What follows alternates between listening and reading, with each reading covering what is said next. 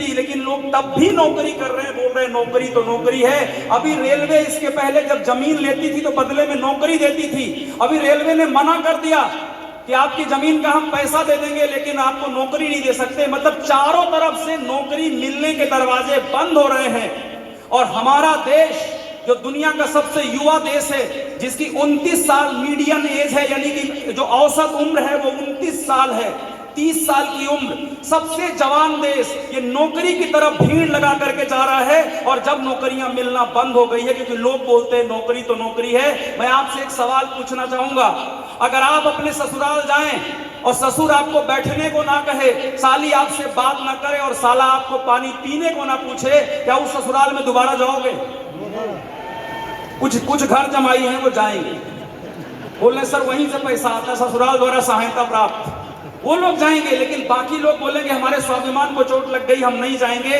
सोच कर देखिए, वहां पर नहीं जाएंगे। लेकिन नौकरी में मिलना बंद हो गया, सैलरी बंद हो गई। कोविड के बाद बहुत सारी कंपनियों ने कहा पहले 10,000 देते थे, अब 5,000 देंगे। लोगों ने कहा तब भी करेंगे भैया, नौकरी तो नौकरी है।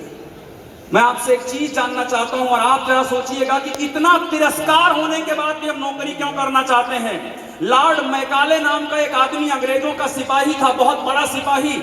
जब वो यहाँ अंग्रेज लोग आए, उन्होंने नौकरी करने वाले ढूंढे। भारत में उस समय कोई नौकरी नहीं करता था, तो सब अपने स्वयं के उद्यम करते थे। तो लॉर्ड मैकाले भारत के गांव-गांव में गया और उसने हमारी शिक्षा पद्धति को बदल दिया। बोला इनको बचपन से ये सिखाओ कि पढ़ो लिखो और नौकरी करो, और वो हमारे डीएनए में फीड कर दिया। एक समय पे भारत नौकरी करना नहीं चाहता था और आज भारत का हर आदमी सबसे पहले नौकरी के बारे में सोचता है। लेकिन मैकाले ने मालिकों को नौकर वाली सोच दी थी और मैकाले का इतिहास बदलने वालों का ठेका लिया है। एक और लोग आ गए, जानना चाहते हो कौन लोग आ गए? कितने लोग जानना चाहते हैं? पक्का? तो एक मैकाले आया था, गांव-गांव गया, मालिकों की मानसिकता को नौकर की मानसिकता बनाने, और मैकाले की जगह अब आ गए हैं एमआई वाले। और ये एमआई वाले अब गांव-गांव जाकर एक ऐसे इंसान को जो अपने सपनों के बारे में भूल चुका है, अपनी सक्सेस के बारे में सोचना बंद कर दिया है और किसी तरह से दाल रोटी चला रहा है। आपको पता है सरकार ने अभी हर डिपार्टमेंट की सैलरी को कम किया है, किया कि नहीं किया है? प्राइवेट संस्थाओं ने हर डिपार्टमेंट की सैलरी को कम किया है, किया है। मतलब अभी कोविड के बाद पता चला कि 60% लोगों की सैलरी आधी हो गई, तनख्वाह आधी हो गई। तनख्वाह नहीं बची, बोलेगा केवल तू खा, तनख्वाह नहीं तू खा। वो तब भी लगा है बेचारा। लेकिन हम माई लाइफ स्टाइल वाले गांव-गांव जाकर एक आम इंसान को सपने देखना सिखाते हैं। और मैं आपकी बात नहीं कर रहा हूं, मैं खुद एक छोटे से गांव का रहने वाला हूं। आम के पेड़ के नीचे पढ़ाई की है। आज लोग दुर्गेश त्रिपाठी को करोड़पति जानते हैं, आज लोग दुर्गेश त्रिपाठी को किताबों का लेखक जानते हैं, आज लोग दुर्गेश त्रिपाठी को यूट्यूबर जानते हैं। लेकिन ये दुर्गेश त्रिपाठी आज जो भी बना है, इसी माई लाइफ स्टाइल बिजनेस की वजह से बना है दोस्तों, जो आज आप सबकी जिंदगी में बना है।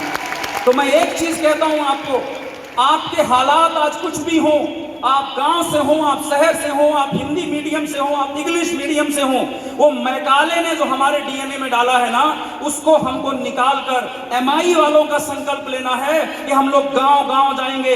अभी आपने स्टेज में देखा, डीके नरवरे करके एक व्यक्ति आए थे, उन्होंने कहा मैं गांव का रहने वाला हूं, 800 रुपए की नौकरी करता था, आज करोड़पति हूं। सोच के देखो, क्या डीके नरवरे जो बिल्कुल पढ़ा लिखा व्यक्ति नहीं है, क्या उनको कभी जिंदगी में मर्सिडीज BMW चढ़ने का सपना मिलता? सोच के देखिए। ऐसे तो इतने सारे लीडर्स यहाँ पर आपने देखे और आगे अभी देखेंगे।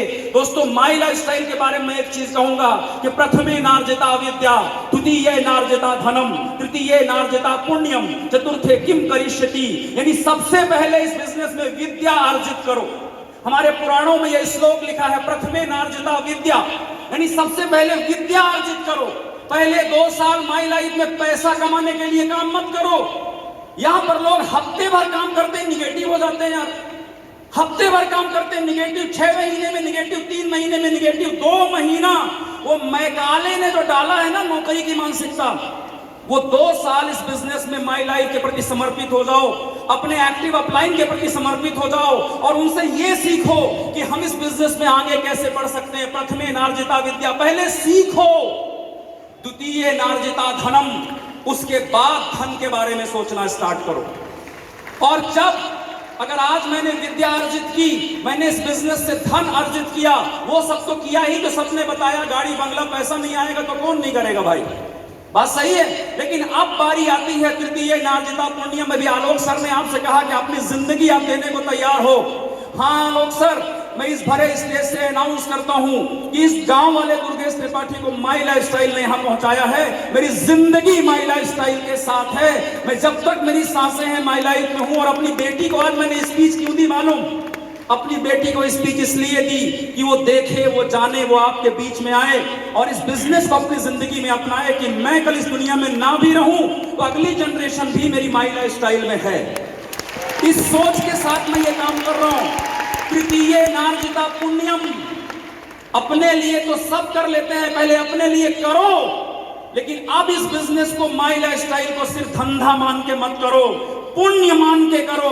और दुनिया का सबसे बड़ा पुण्य है किसी इंसान को उम्मीद देना, क्योंकि दुनिया में उम्मीद तोड़ने वाले हजारों मिलते हैं, उम्मीद देने वाला बड़ी मुश्किल से मिलता है। और हम वो लोग हैं माई लाइफस्टाइल वाले जो गांव-गांव जाकर एक मरे हुए सपने को जिंदा कर रहे हैं, एक टूट चुकी उम्मीद को हौसला बना रहे हैं। इसलिए हम गर्व से कहते हैं जय माई लाइफस्टाइल। एक बार बोल सकते हैं आप सभी लोग मेरे साथ?